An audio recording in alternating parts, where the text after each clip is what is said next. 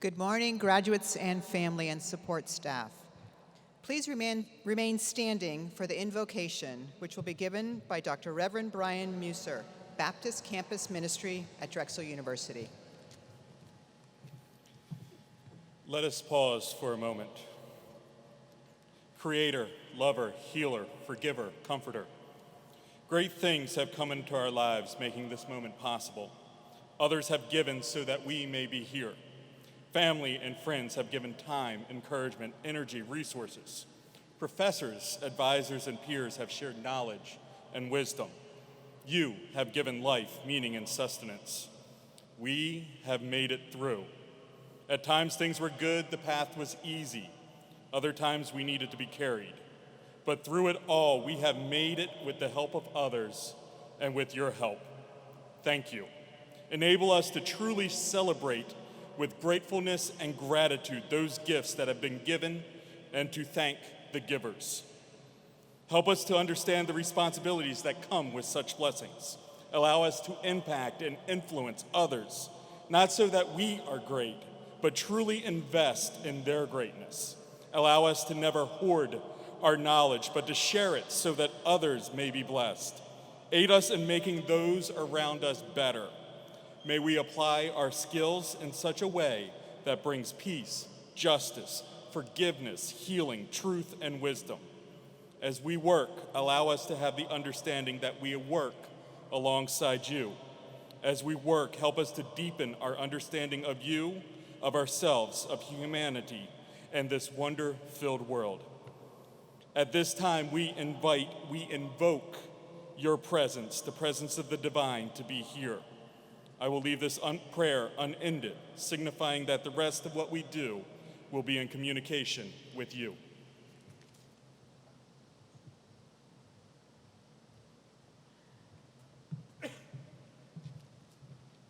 Please be seated.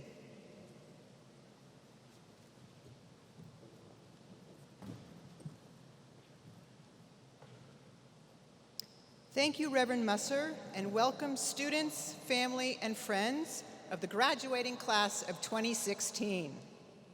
Congratulations.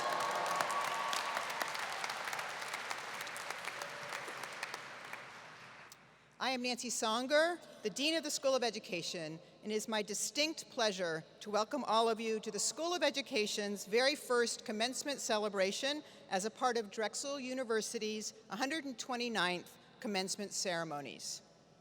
On behalf of all of my colleagues in the School of Education, I am pleased and honored to be the first to say congratulations to the class of 2016.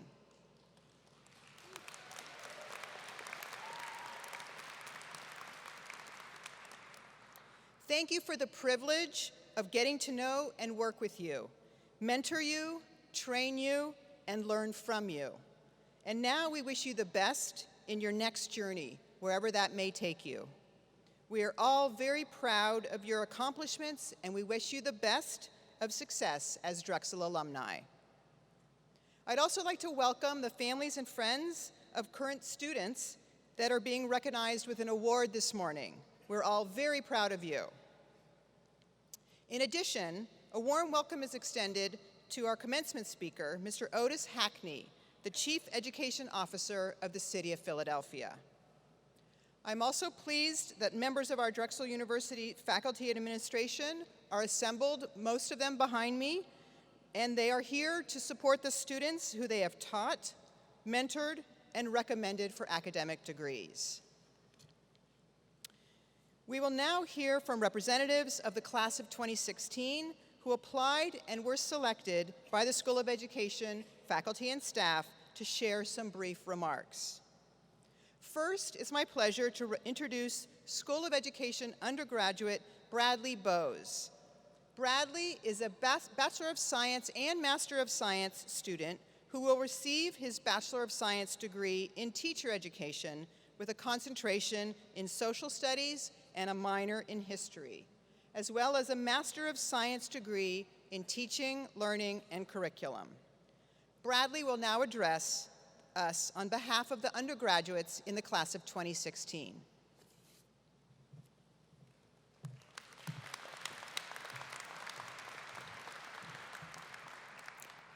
Hello, everyone. I've worked with many of you over the past 4 years, but for those of you who don't know me, Dean Songer gave me an excellent introduction. But again, I'm Bradley Bose. I'm graduating with my degree in secondary social studies and my master's in teaching, learning, and curriculum. I'd like to start by saying that it's an incredible honor to be given this opportunity to address you all here today. After 4 years of classes, all-nighters, and writing countless lesson plans, we finally made it to the finish line, graduation. So congratulations to my fellow undergraduate students.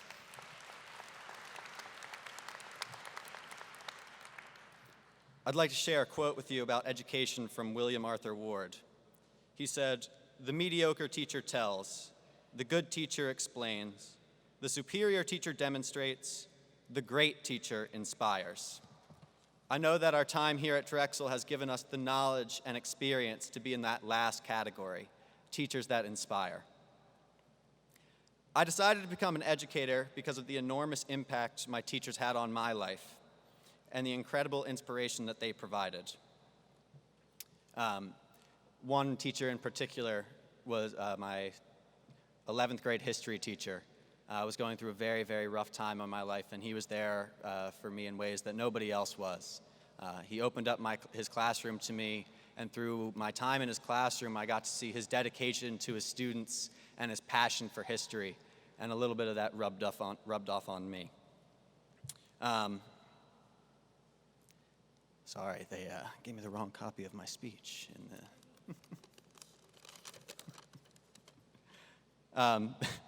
It dawned on me in his classroom that as an educator, I too could have an impact on others the way he had an impact on me, and I could inspire the next generation. I'm sure that all of you out there can think of a similar teacher, one who helped you through a troubling time, one who engaged you in ways you'd never experienced before, or who inspired you with their own passion for learning and teaching. As we enter into our own classrooms, I can't wait to begin making a difference in a child's education. Perhaps someday, someone will stand on a stage like this one and recall how one of us helped to guide them on the path to success. Both within and without of the classes, you've all already inspired me to become the best teacher that I can be. You've taught me the importance of cooperation and how to work with others. You've instilled in me a constant desire to learn more, do more, and to consistently strive for improvement. You've taught me how to persevere through the tough times and learn from the mistakes that I've made. You've taught me all these skills and more, which I know that all of you will bring into your own classrooms to become amazing, exceptional, great teachers that instill these skills into your own students. As I look around this room, I see enormous potential. Potential to be successful in whatever path you choose to follow, and especially potential to be the best teacher possible. I may not know what the future has in store for us, but I can say for certain that all of us here will make some of the finest teachers a student could have. I'll end with one final quote from a man who lived and worked not far from here. "On education all our lives depend, and few to that, too few, with care attend." Thank you all for caring to attend to this noble endeavor, and I wish you the best of luck in all that you do. Thank you.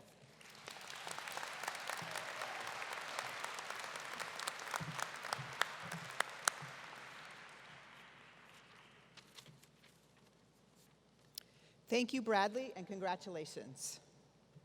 We will now hear from Kristen Swanson, who will receive her Master's of Science degree in Global and International Education with a concentration in higher education. Kristen will address us on behalf of the graduate class of 2016.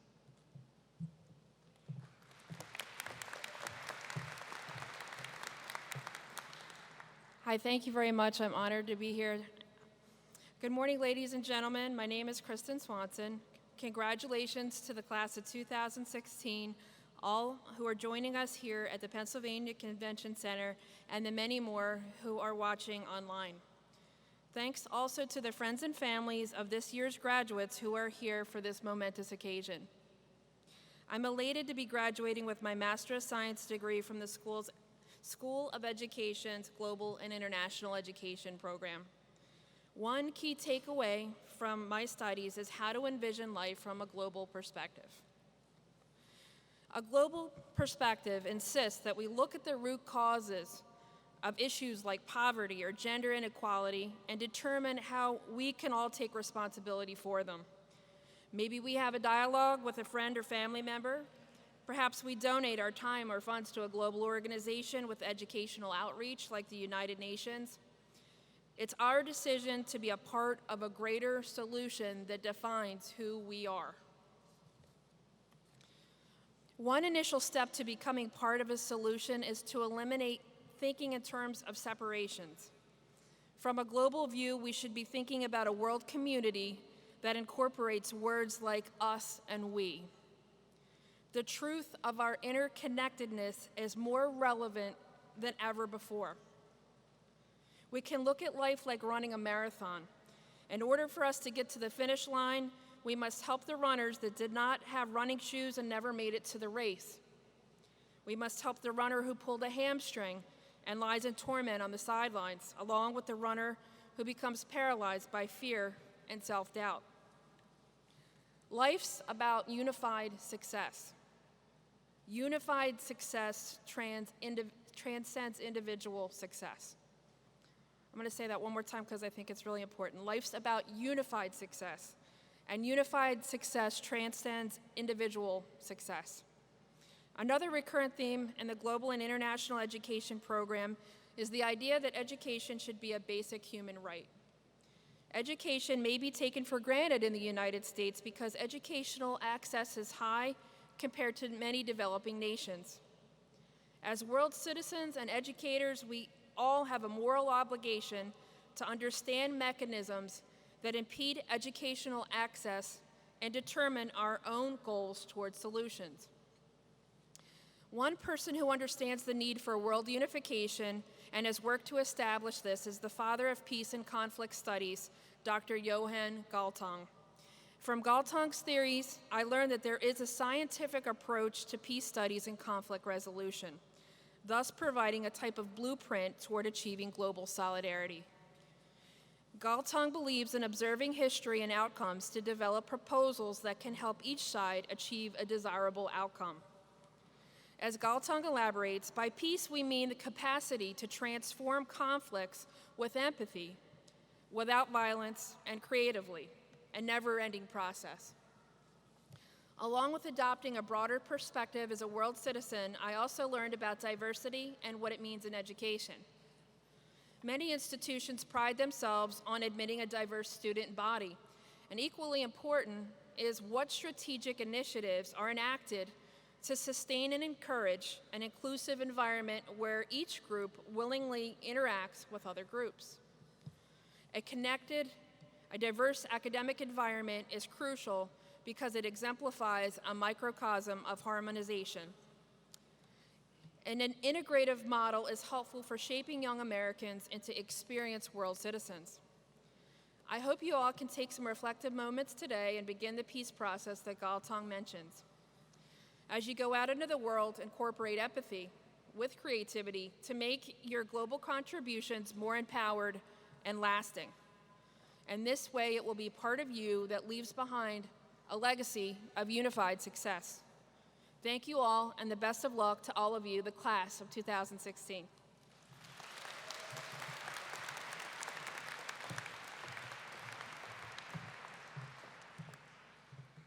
Thank you, Kristen.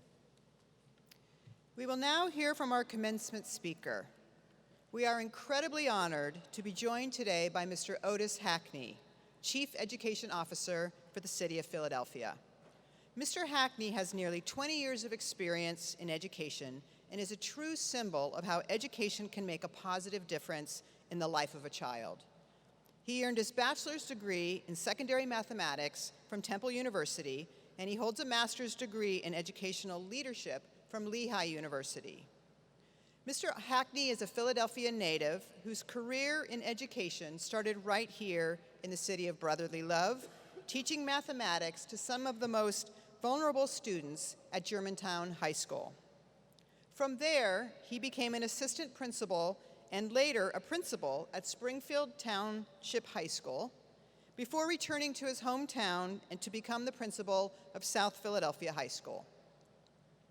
Prior to his arrival at South Philly High, the school struggled with racially motivated violence among students. In some cases, parents were too afraid to send their children to school because they felt the school was not safe. Under Mr. Hackney's leadership, the school healed racial divisions and has made tremendous progress in student achievement. Today, South Philadelphia High School is not only a place that people are proud to send their children, but it's also a unique community school that brings together essential resources and support services to provide students and their families for needs in their development, to support the children's development. The community schools model is a centerpiece also of Mayor Jim Kenney's educational strategy, and Mr. Hackney and his office is leading the plan to develop 25 community schools over the next 4 years. Drexel University's School of Education believes strongly that when we put the right resources in our schools, our students will flourish. With the support of leaders like our distinguished speaker, we know the future is bright for education in our city.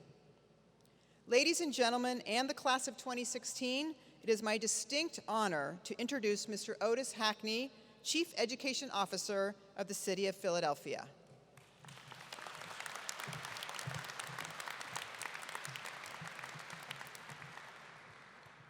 Good morning. Thank you, Dean Songer. I think that was the nicest and warmest introduction I've ever had. Thank you very much. But also to the illustrious alumni here today and faculty from Drexel University. It is my honor to be here as a Chief Education Officer for the City of Philadelphia under our recently appointed Mayor, Jim Kenney, here in Philly. It's just, for me to be here and have this opportunity is something that I never would have expected. I'm a little tired. If you follow local news, and especially local politics, you will know last night City Council really about 8:30 or so decided to move a very controversial tax out of a committee into council hearing for today.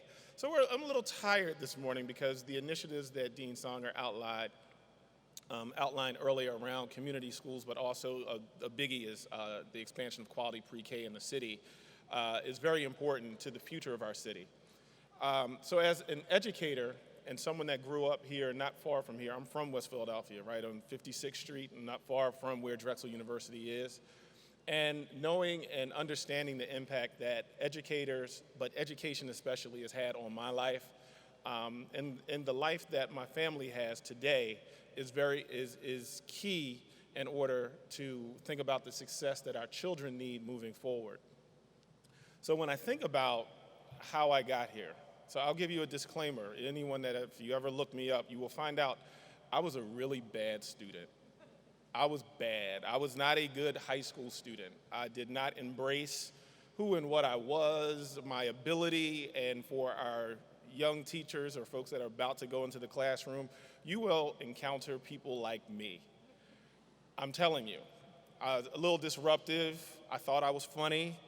I enjoyed learning, though. Learning was always important to me. I didn't like school. I really didn't. I didn't like school. I didn't like homework, but I like learning. I like being challenged by teachers. I like being challenged by classmates. But it was just the whole structure of it just didn't really work. And then folks, especially those people that know me from childhood and high school, even some college, they say, Otis, you're the Chief Education Officer of the City of Philadelphia? Did he know what he was doing? But the thing is, I tell folks, I said, I'm the Chief Education Officer, because what happened was when my transformation shifted from not being a great student to understanding the type of student that I needed to be, because I knew that I wanted to go into education. I was very fortunate to work in an after-school program in South Philly near some projects when I was doing my undergrad work and working with children, and you saw the struggles that they had. You could see it. You saw the difficulties, the adversity that they had to face in order to be successful. And like, you're an adult there that's trying to help them overcome those challenges. And that's when I knew that I had to take my own education much more seriously so that way I could be a great educator. And the philosophy that I adopted over the years as an educator, and especially recently embraced. So one, keep learning new terms and things that just really validate who you are as an educator. But when I think about what I was trying to do, I wanted to have a disproportionate impact on the children that I served. Disproportionate impact in a very positive way, because you can do it in a very negative way. We don't want to do that. But your role as an educator, whether you are in front of them as a classroom, whether you are the principal of the building, whether you become a district level administrator, whether you write policy or do research, your role as someone who is to be a leader in education is to have a disproportionate impact on the lives of children. So you have to work really hard. You have to work extremely hard. And so the thing that you have to bring to the table, or what I tell folks, and this is something that I adopted as well, was don't limit yourself to the task that you are assigned. So if someone says you're a classroom teacher and you show up every morning and you're prepared and you do everything you're supposed to do from 8 o'clock to 3 o'clock, or depending on whatever your school starts, and that's your assignment, your principal will be happy if you do an adequate job at that. But that's not what we're supposed to do. When you get whatever you're assigned to do, do more. Do a job before you get the job. Don't wait to be asked to do it. Don't wait till a job is posted. You see a vacuum, you fill it. Because just like the young man that spoke earlier, he said there was a teacher that made an impression on him because that teacher saw a vacuum in that child's life when you were much younger in high school. And he said, I'm going to fill that vacuum. I see this young man, he needs help, he needs some support. So I need to make sure that I support him in the ways that he needs, so that way he can be who he wants to be. And whenever I hear stories like that, especially when I was a principal, what resonated with me was the power of teaching. When you are a teacher, and I would put it in the context of like a teacher versus a principal. When you think about who inspired you academically, rarely do you ever hear someone says, it was my principal. Usually it's your teacher. It was Mr. or Mrs. So-and-so, Dr. So-and-so who just brought language to life, who made social studies like connect to, from the past to the present. It was that math teacher or science teacher that said, wow, that opened up your eyes. Rarely do you hear about a principal. Only time you hear about a principal if they're really, really good or if they're really, really bad. So you have to be mindful of that and in your role as an educator, so that way when you walk into the classroom, that you are working to have that disproportionate impact on the lives of the children. So, and I'll be real quick on the things that I look at that are very valuable for that. And I call it my 4 C's.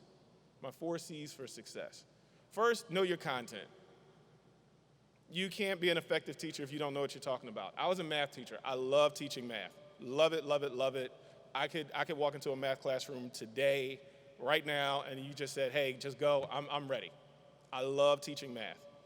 Side note, for my early ed people, my early childhood education folks that are working with the little ones, please, as a math teacher, don't ever tell your children they can't do 3 minus 5. My math folks know what I'm talking about. Please, don't tell little children that the big number has to go first.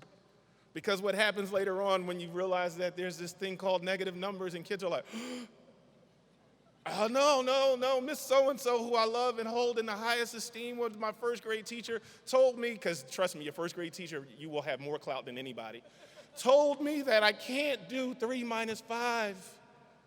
So please don't do that. All right, back to my point. That's real. You have to unteach a lot. So make sure. But when you think about the role that you have in the classroom, so your content is very important. Know your content. The next piece is, I always say, know your craft. So it's not just knowing the content, but how do you deliver it? Study, read up on best practices, take a risk, try new things, communicate effectively with your principal or at whatever level, if it's whoever your boss is or whoever you report to at different levels, whether you're a principal or a teacher, you say, no, I want to try something new. But this is what research says about it. This is the approach that I want to do. This is how I'm going to go about it. Go with a plan, but know your craft. The next thing is figure out a way to build a sense of community. As Dean Songer mentioned earlier, I was a principal at Springfield Township High School, but I also taught at Germantown and at South Philly. One thing I know about Springfield Township High School, and I'll tell you the difference between Springfield. Springfield Township High School is in Montgomery County. It's right outside Philadelphia. So when I went to Springfield, and I'm a kid from West Philly, and I taught at Germantown High School, which is in a rough part of the city as well, and you get to Springfield and you see things like water polo teams, varsity and JV, boys and girls, right? And I was just speaking, I don't know, where are you? There, one of my Springfield parents. And you walk in the school after school, and it's like, 60 kids in the pool, and they're like swimming, and I said, what is this? What is this place? But how do you build? But what I saw was a strong sense of community at Springfield. Their core values were really set. You knew once you walked into Springfield, this is how we do things at Springfield. Some good, some bad, some, whatever. You don't pay, and I say that in a non-judgmental way. It's just I came from a very different perspective. But understanding that there was a sense of community. And what your job is as a classroom teacher, building principal, district administrator, chief education officer, is to build a sense of community. So in my classroom, at one of the roughest schools in the city, there was never a fight in Mr. Hackney's classroom. We don't fight here. We don't do that. We come here to learn. But I'm going to give you the support that you need. So the expectations I set were very high, but the support that I set forward for my students was also extremely high. So I could do calculus with my Algebra 2 kids at Germantown High School. I just didn't tell them it was calculus. I just didn't tell them what they were doing, and then afterwards I would explain. I said, oh yeah, I learned that in college. And I said, you just did it successfully. And here's your test on it, and they could figure it out, and they would do it successfully. I just didn't tell them until it was all over. But I built a classroom that had a sense of community. When I went to Springfield, I saw a community. When I went to South Philly, who was so damaged and hurt because of racial strife, when Asian and immigrant children are being assaulted by African American children, and everyone just wanted to blame just the African American children and call them all kinds of horrible names. And I said, you know what, we need to build some community here because those children are as much victims as the children that were assaulted. Because society and the system failed them, because if they thought that was the appropriate action to take at such young ages, then someone messed up along the way. And so one thing that I realized I needed to build a sense of community, and one of the most important things I did to build a sense of community was not focus on changing children's behavior, but changing the behavior of adults. Most of you, I don't know how many of you have children, but when I became a parent, I realized the impact that adults have on the life of a child, and I'll tell you how that happened. I have one daughter. She's 13 years old, but I remember the first time my daughter, when she was very small, spent the weekend with my parents. Grandparents understand what I'm talking about. Because when a child spends the weekend with your parents and they are not told no for an entire weekend, for a 2-year-old, 48 hours is a long time not to hear the word no. And when you go and pick up that child on that Sunday or Sunday afternoon and you're just like, who are you? Why are you fighting with me over everything? Because they didn't hear no. And I said, man, I guess depending on who you're around and how they treat you determines your behavior. So I had to undo some stuff quickly, but I had to undo it. But building that sense of community is so key. And the last piece I will say is you just have to care. You have to care about the children. It doesn't matter where they come from. So when I hear another graduate today talking about a global perspective, I didn't care. So when people would ask me, how does an African-American man from West Philly become the first African-American principal at Springfield Township High School, which is like over 70% white, much more affluent community than it's like, and I remember I had a parent that asked me when I first became principal there. First I was assistant principal, and then when I became principal, I had a parent I remember when we were doing like meet the principal, and the parent said, why do the kids like you so much? I said, I care about them, and most importantly, I listen to them. And the parent looked at me and was like shocked. I said, I just talked to him. I listened to him. And I don't care who they are, I don't care what they look like, I don't care where they come from. And then when I took that same care with me to South Philadelphia High School, where you're in a school with 19 different languages. I have children from around the corner, from around the world. And I would tell folks all the time, I said, we just care for all of them. They're all my babies. And my job was to take care of every single child. And so it didn't matter. And that helped, once again, the attitude of the adult that was in charge changed the behavior of the children. And then so children understood, no, we care for each other at South Philly. Was it perfect? It wasn't perfect. But it was, so much better than it was in previous years. To the point that I could have a recent immigrant student or even some Native American-born Asian students that were at South Philly that weren't there at the time. When they would hear about the story, they were like, no, not here. That didn't happen here. I literally had students, I had to show them the articles like, no, that was just a few years ago. And they couldn't imagine. They said, that wouldn't happen here.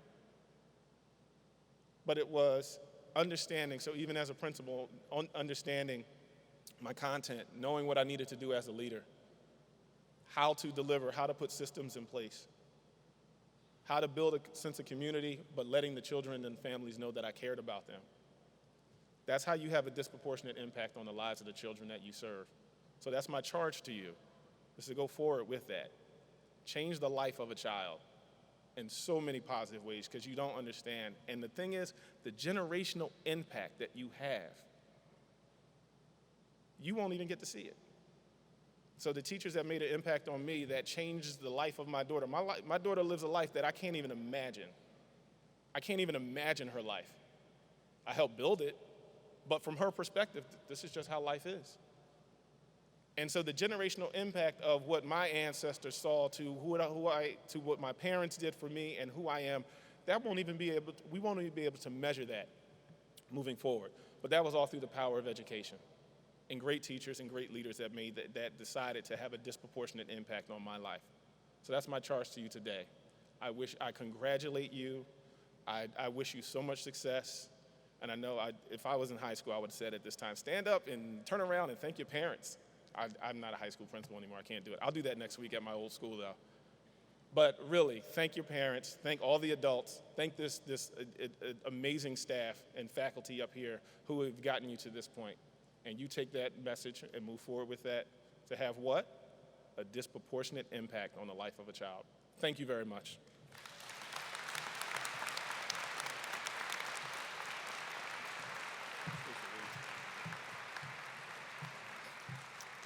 Thank you so much, Mr. Hackney, for those words of wisdom and inspiration. And on behalf of everyone at Drexel University and the School of Education, we want to present you with this small token of appreciation. Thank you. Thank you so much. Thank you very much. Thank you.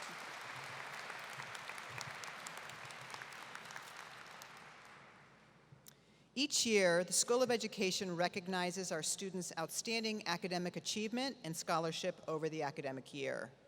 I would now like to introduce David Appleton, Program Manager and Advisor for the School of Education's undergraduate campus programs.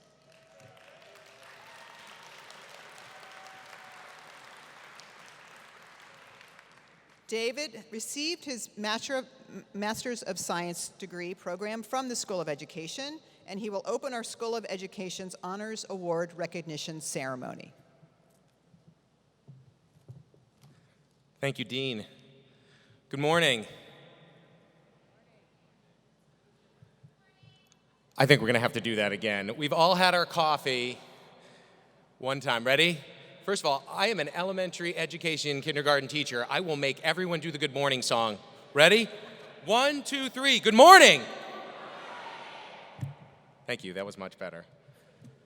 Fellow Drexel faculty and staff, alumni, distinguished guests, family and friends, and of course, our graduates. I bid you welcome. Today I have the distinct honor of hosting our award ceremony during graduation. As Dean Songer said, my name is David Appleton, and I am the academic advisor and program manager for the undergraduate program here in the School of Education. I want to say I feel honored and that I was asked to share this day with you, all of you, and to join in this celebration as you conclude your studies and move on to the next chapter of your lives. You know, before this event, the dean kind of took me aside and said, David, will you convey a little bit of wisdom to our graduates, as you are so wise? And I said, Dean, I would be honored to. And so this is the piece of advice I give to all of you. Follow your passion. Stay true to yourself.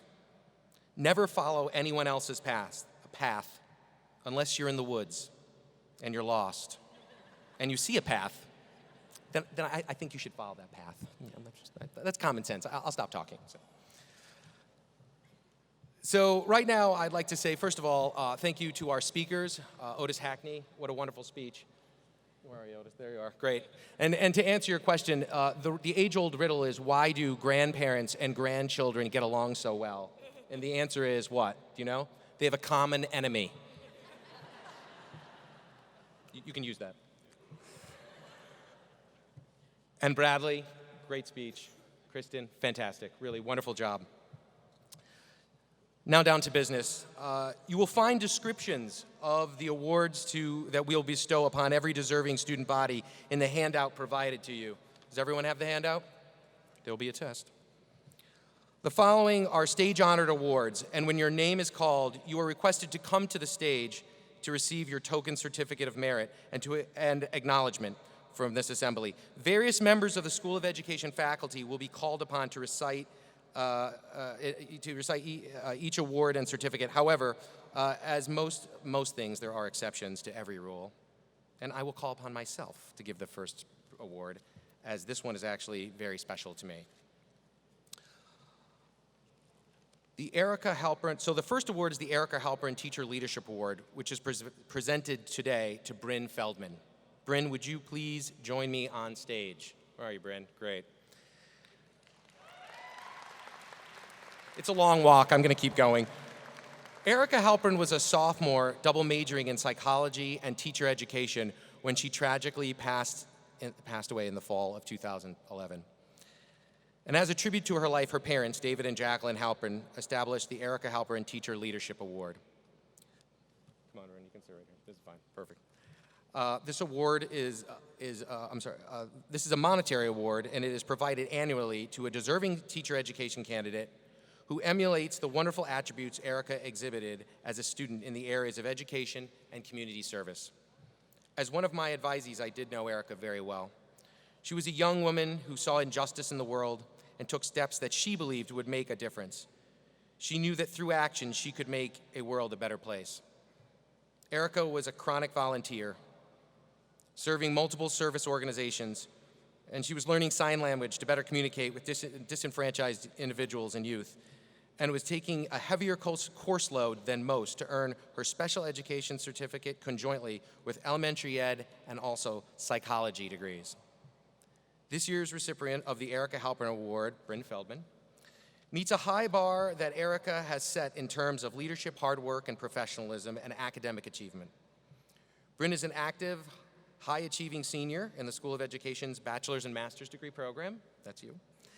Her BS degree will be in education with a dual certification in early childhood education, which is pre-kindergarten through 4th grade, and grades pre-K through 8th grade in special education. Her MS degree will be in global and international education. And it is with great pleasure that I, David Appleton, bestow onto Bryn Feldman the Erica Halperin Award for Teacher Leadership. Do we have a camera? Yeah, ready? Okay.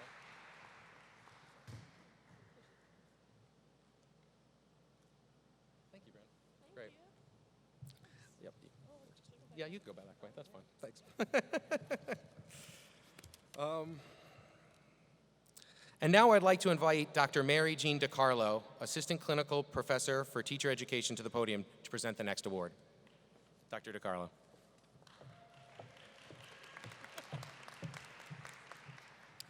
It is my great pleasure to invite Yendri Longoria to the stage in order to present her with the Virginia C. Miller Scholarship.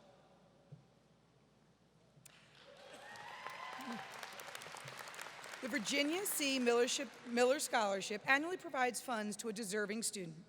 The scholarship was established by Mrs. Miller to recognize the high academic achievements of a School of Education undergraduate student based both on academic merit and financial need. Yendri is a rising senior by virtue of her strong academic performance in the teacher education program, both in the classroom and, I have to say, in the field. Yendri is continuing to work her way towards a Bachelor of Science degree in education with certification in pre-kindergarten through 4th grade and an additional certification in pre-K through 8th grade in special education. Through all of this, Yendri has demonstrated that she is most deserving to be the recipient of this award. The Virginia C. Miller Scholarship is hereby presented to Yendri Longoria.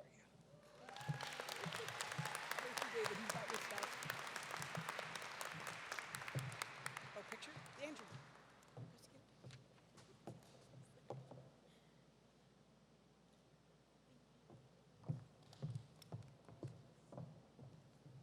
Thank you, Dr. DiCarlo. Dr. Lori Severino, Assistant Clinical Professor and Program Director for the Special Education Programs, and Dr. Constance Little, Associate Clinical Professor for Special Education, would you please come forward to present the next award?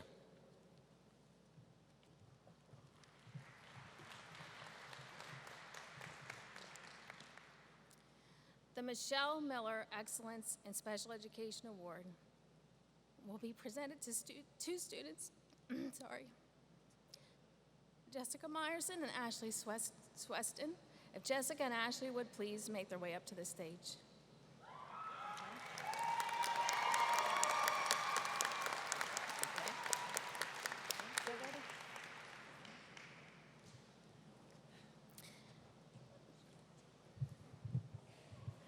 This is a prestigious award presented to a School of Education undergraduate and graduate student who have demonstrated excellence in service, practice, and/or leadership in the field of special education. It is both a sad and joyous honor to present this inaugural Michelle Miller Excellence in Special Education Award, previously titled the Excellence in Special Education Award. It is sad as this is a memorial award in honor of our dear friend, colleague, mentor, and teacher, Dr. Michelle Miller, who passed quite unexpectedly last fall. It is joyous as the two recipients are truly deserving and on track in following Michelle's strong commitment and legacy of action, service, and leadership within the field of special education. The School of Education could not be more pleased that Michelle's husband, Steve O'Neill, their son, Kate, and Michelle's parents and sister were able to make time today to attend this inaugural presentation. Will you please stand to be recognized?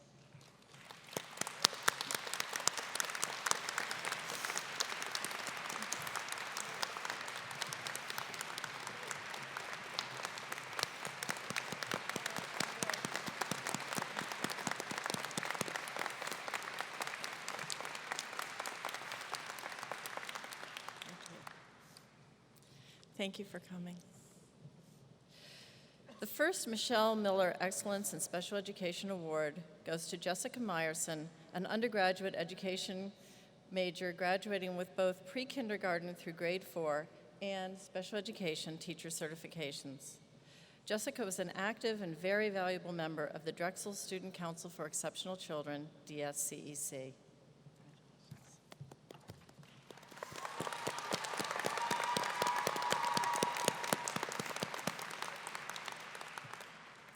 The second Michelle Miller Excellence in Special Education Award goes to Ashley Sweston, a graduate student who will receive her Master's of Science degree in Special Education with concentrations in both collaborative special education law and process and autism spectrum disorders. Her capstone project was titled Accommodations for Elementary Students with High Functioning Autism. Jessica and Ashley, we present you with the Michelle Miller Excellence in Special Education Award from the School of Education.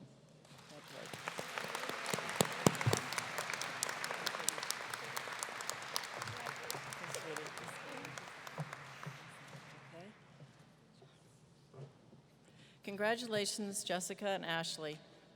We know that Michelle is very proud.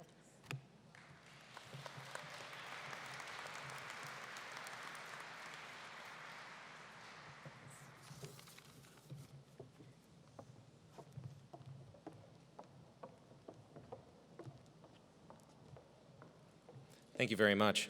And now I would like to invite Dr. Alan Grant, Assistant Clinical Professor and Chair of the School of Education's Policy, Organization, and Leadership Department, to come forward and present the next award. Dr. Grant. Janae Morrison, please come up to the stage.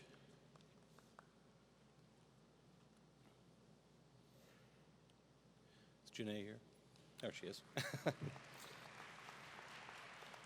This year's School of Education Leadership and Service Award is presented to a current student in the School of Education's Doctor of Philosophy program, Educational Leadership Development, and Learning Technologies. The award recognizes on an annual basis a student who has shown outstanding leadership and service during their university experience. For all that she continues to do for the School of Education and her fellow students, the School of Education is pleased to bestow our Leadership and Service Award to PhD candidate Janae Morrison. Congratulations.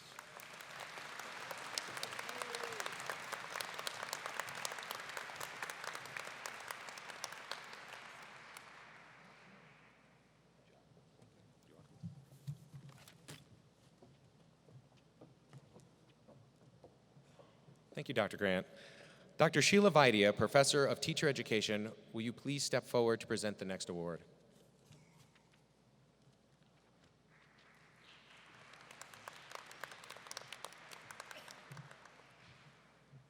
I'd like to ask Seth Jacobson to please join me on the stage.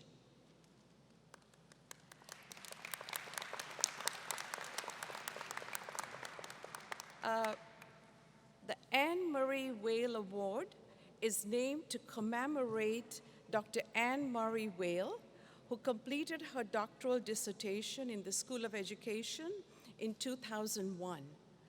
Dr. Whale's dissertation was titled The Best of Times, an Autoethnography of a Cerebral Vascular Accident.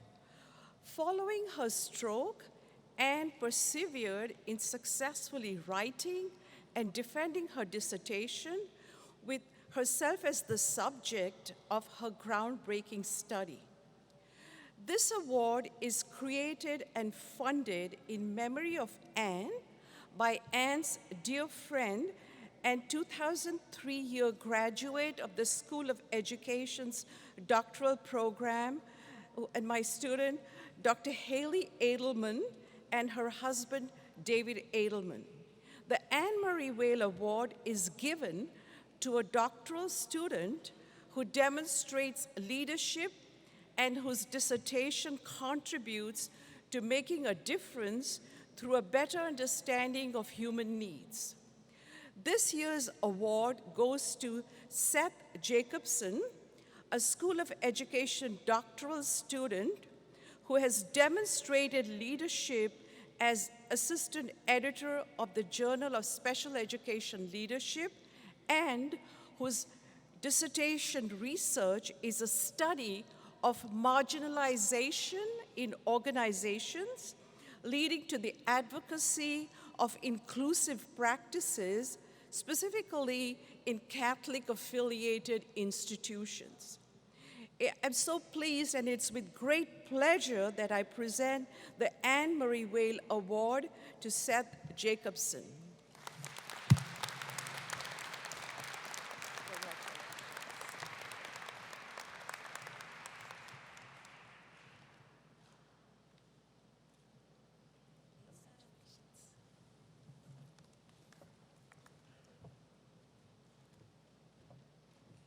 Thank you, Dr. Vidia. The final set of awards this morning are the School of Education's Capstone Experience Awards. These awards are bestowed upon students who are graduating or graduated earlier this year in recognition of their outstanding capstone project as part of their master's degree. The Capstone Awards are provided to an undergraduate or graduate student in the School of Education who has exhibited exemplary performance in their co-op or field placement experiences. As the following graduate students, Melissa Curtis, Loretta Corcoran, and Mary Rusky, make their way onto the stage at this time, I request that Dr. Kathleen Provenzano, Assistant Clinical Professor and Program Director of Educational Administration of the Educational Administration Program, come forward to present the first award.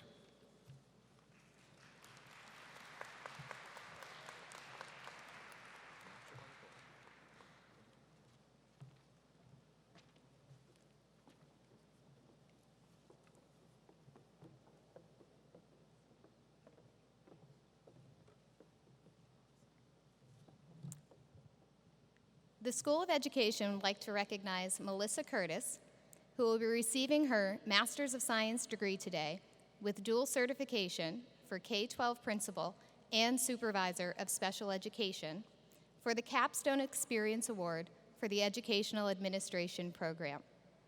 Melissa's capstone project was entitled Determining the Usefulness of Guided Math as an Instructional Strategy, an Action-Oriented Research Project. Congratulations, Melissa, on a job well done.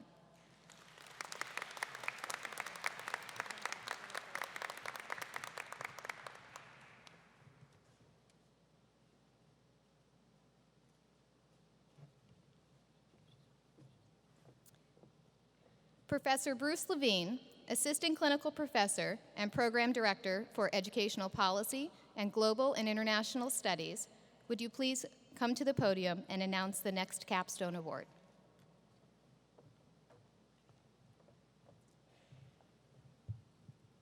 Unfortunately, the next award recipient, Kimberly Kaylin Bowers, an online graduate student who earned her MS degree in Global and International Education, was not able to sojourn up from North Carolina to join us today. Kaylin is the recipient of the Capstone Experience Award, Global and International Studies, for her outstanding project titled High School Study Abroad Opportunities and Their Long-Term Impact on Global Citizenship. We all congratulate Kaylin.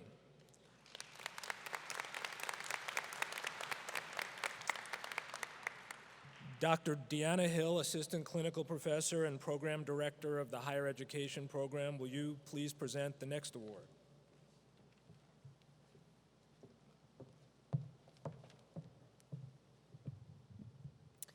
The School of Education would like to recognize another online graduate student who was not able to travel from Colorado for the ceremony, but is most deserving of the Capstone Experience Award, Higher Education. Corey Westbury completed her MS degree in higher education that culminated in an exemplary project titled Online Learning Consortium, opportunities for the implementation of a suite of ancillary scorecards within specific areas of quality assurance. The school congratulates Corey on her excellent work.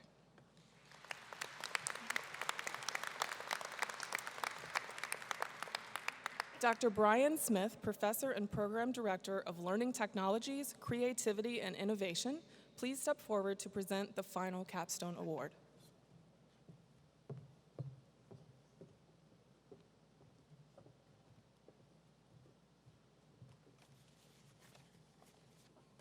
I have the pleasure of presenting the Capstone Experience Award for the Learning Technologies to not one, but to two people, to a team project today. Their project, in fact, was a family affair, as I understand that they are cousins. Does that present any kind of working relationship problems? Everything okay with that? Good? Loretta Corcoran and Mary Rusky are graduate students who are in the process of completing their Master of Science degrees in Learning Technologies with a concentration in instructional design. Their project, Impact Philly, was nominated and selected for the award due in part to their innovation and hard work. Although they are receiving the recognition jointly, we're actually going to give you both a certificate today to recognize your achievement. Congratulations, Loretta and Mary.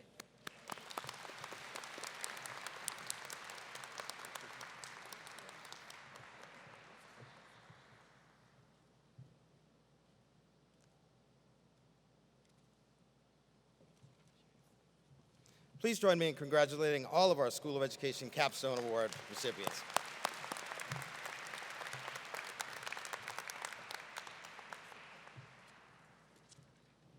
Thank you, Dr. Smith. The following set of recognitions are for the School of Education's graduating students based on their academic achievements. We ask that when your name is called, that you stand to be recognized. The Assembly is asked to hold their applause until all students in each category are standing. Dr. Vera Lee, Assistant Clinical Professor in Education, will now step forward to announce the first set of students to be recognized. Dr. Lee.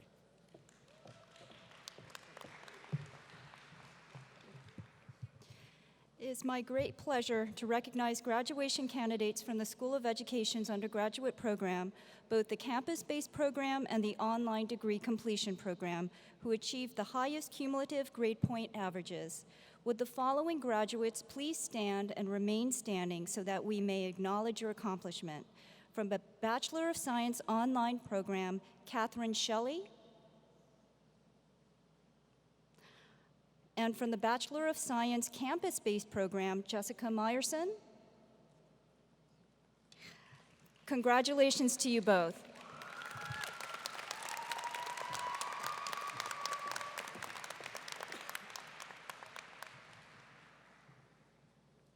Would Dr. Mary Jo Gradina, Associate Clinical Professor and Chair of the Teaching, Learning, and Curriculum Department, please step forward to announce the Undergraduate School of Education students to be recognized for achieving summa cum laude, magna cum laude, and cum laude status. Undergraduate students who graduate with an overall grade point average of 3.5 to 3.699 receive the designation of cum laude on their transcripts. I am pleased to share with you the names of these students who will receive this academic honor. Graduates, please stand and remain standing when your name is called, so that the Assembly may recognize your achievement. The Assembly is asked to hold their applause until all appropriate graduates' names have been called. Our cum laude graduates this year are Melissa Iacona, Malika Ramsu, Paniotis Chamutalis, and Lauren Musician. Congratulations.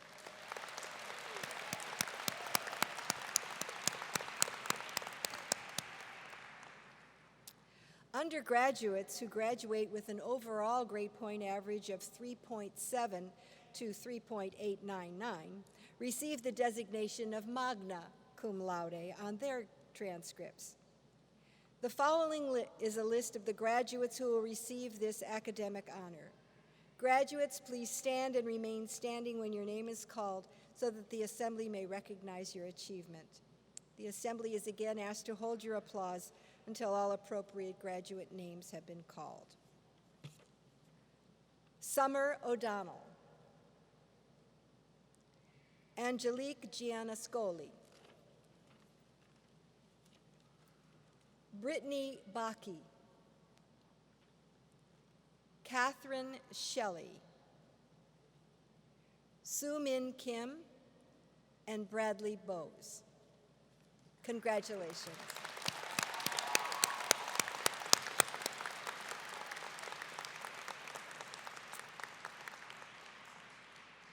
Our undergrad students who graduate with an overall grade point average of 3.9 to 4.0 have earned to be called summa cum laude graduates.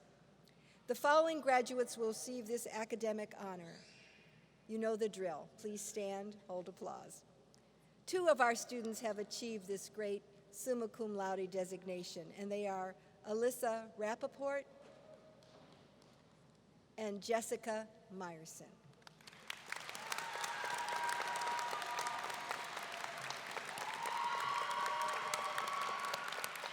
Congratulations.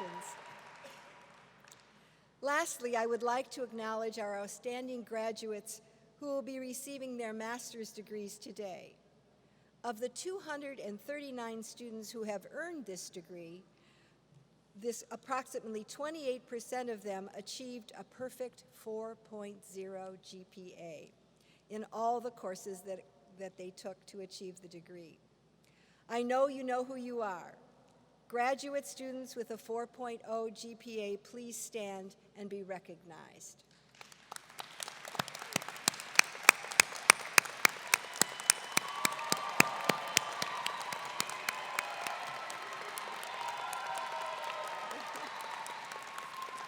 Congratulations.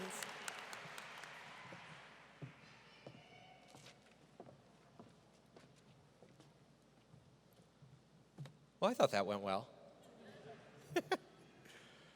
Again, I'd like to thank all of you and congratulations to all the recipients. This time I'd like to return the podium to Dr. Dean Nancy Songer.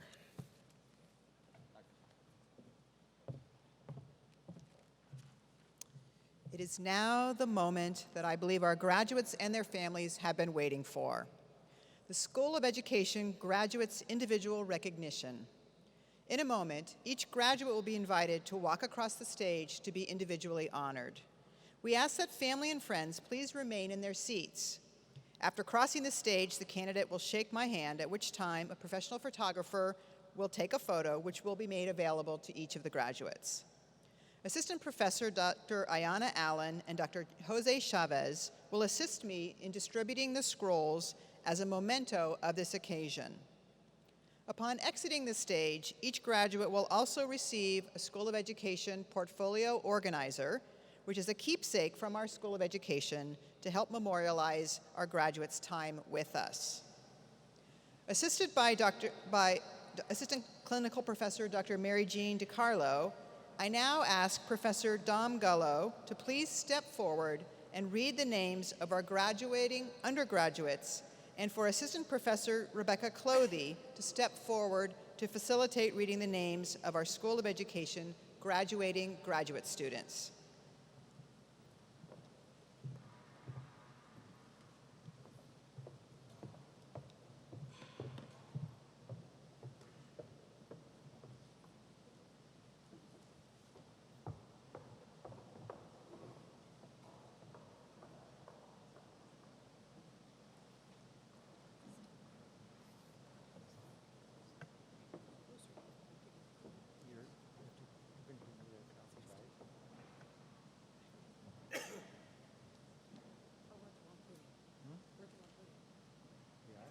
Supposed to be at that podium.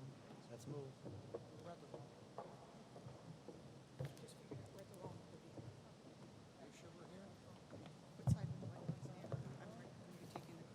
Oh, you're going to be taking their cards? Okay. Jennifer Lamb.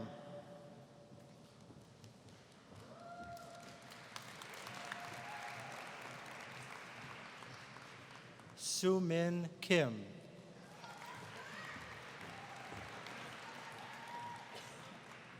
Brittany Baki.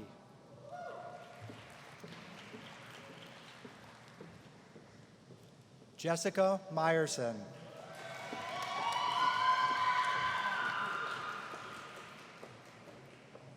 Alyssa Rappaport.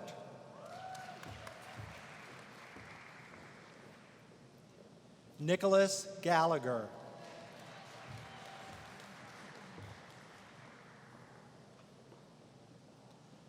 Angelique Gianascoli.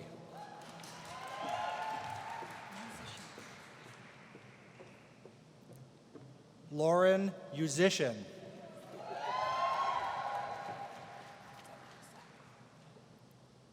Deborah Ann Sachs.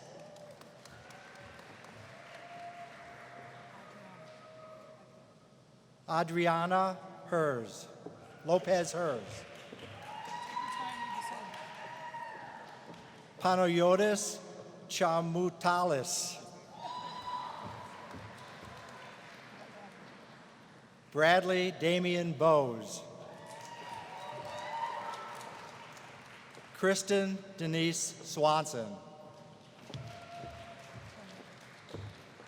Eileen Mary Koenig. Melissa Curtis.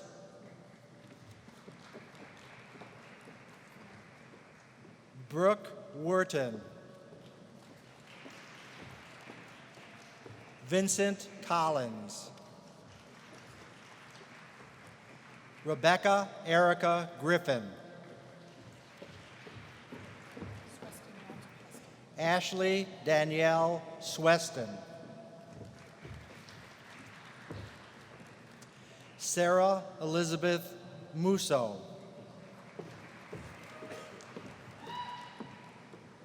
James Edmund Wetzel.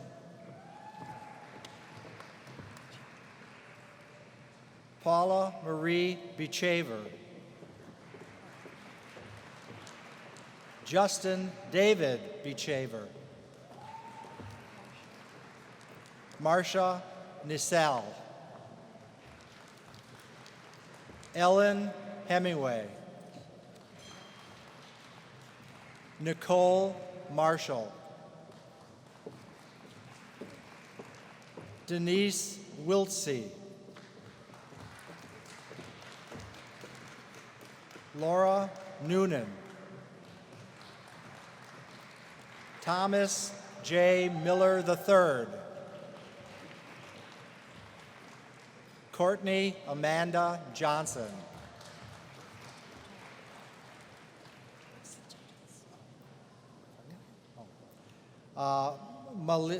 Malita Iglesias Colon,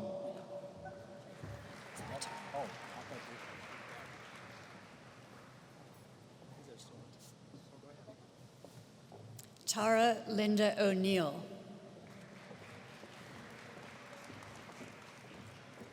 Octavia McBride, Robert E. Ganona, Bianca Janelle Marquez, Madison, Ada Mary Tremonti Spriganardo, Damon Joseph Honeycutt, Deneen Mosley, Krista Marie Simonini, Anna Wolf, Summer Lynn O'Donnell, Shannon Firar, Caitlin Sider, Carolyn Marie Cruz, Mindy Alicia Paul,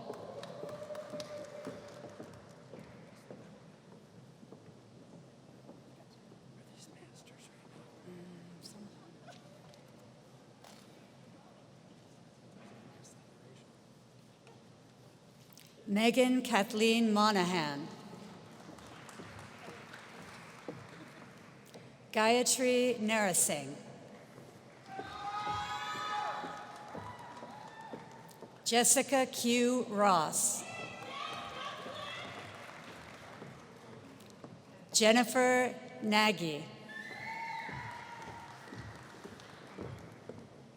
Amanda Rainsborough, Ruth Ann Williams,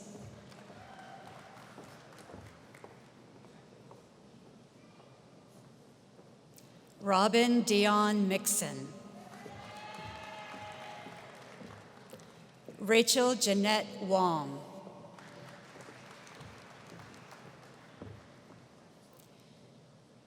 Genevieve Patricia Kelly, Jonathan Charles Price,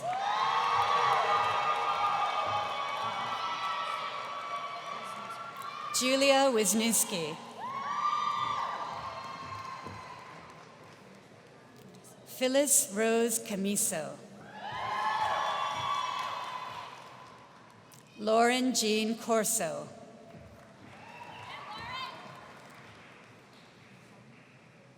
Alexandra Elizabeth Kenkellen, Bianca Leigh Taylor Davis,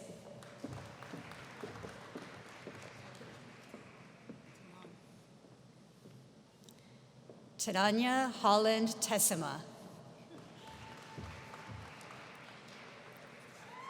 Erica Braun, Deanna Ray Birch,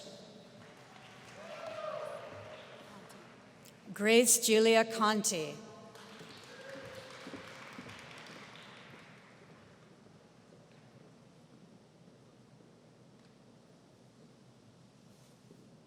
Megan Elizabeth Tomlinson, Brian Persons.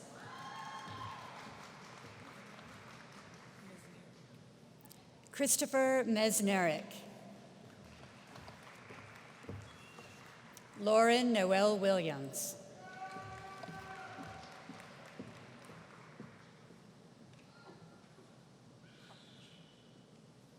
Lauren M. Karch.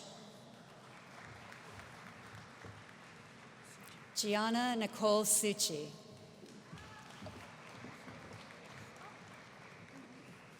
Lauren Guth Beeson.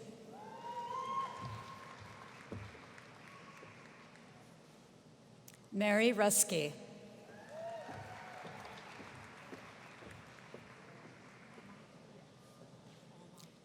Loretta Almond Corcoran. Natalie Chica.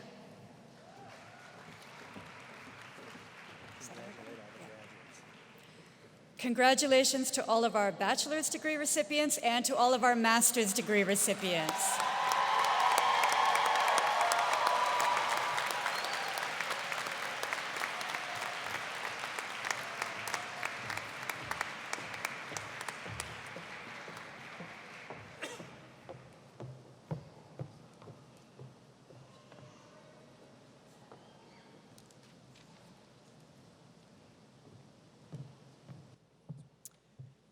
So I hope you will join me in giving another round of applause and even maybe some enthusiastic yelps for our graduates, all of our graduates.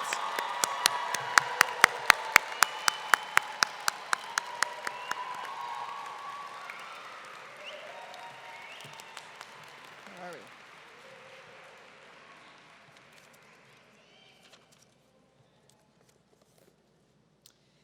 As we conclude our ceremony, I'm so pleased that all of the parents and families and other support members are here for our graduates.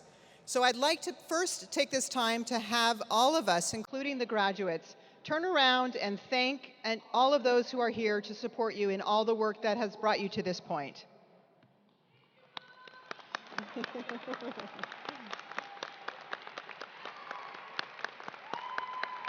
Yeah.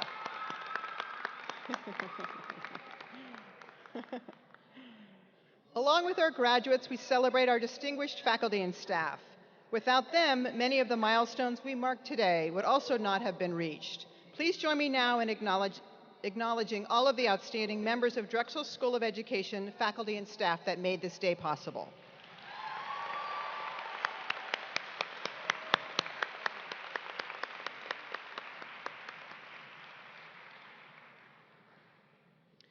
Now I ask members of the class of 2016 to salute their professors and mentors at Drexel University. Will the members of the faculty administration please rise?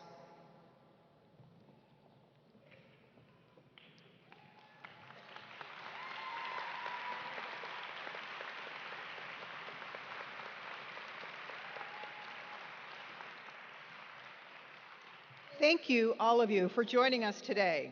We are excited that our graduation activities will continue this Saturday, June 11th, with the university-wide ceremony at Citizens Bank Park beginning at 10 a.m., where all of our graduates from across the university will be formally conferred. Following our ceremony today, we cordially invite and encourage all the graduates and their families and friends to return to Drexel University's city campus for an ongoing reception to celebrate the class of 2016. The reception will be located at the Rec Gym at 33rd and Market Streets, and it will run from 11 a.m. to 7 p.m. on Thursday and Friday. We hope to see you there. You could be seated, my faculty and administrative staff. Sorry about that. Did a good job standing. So once again, congratulations to all of our graduates of 2016. Thank you so much for being here and for sharing this moment with all of us.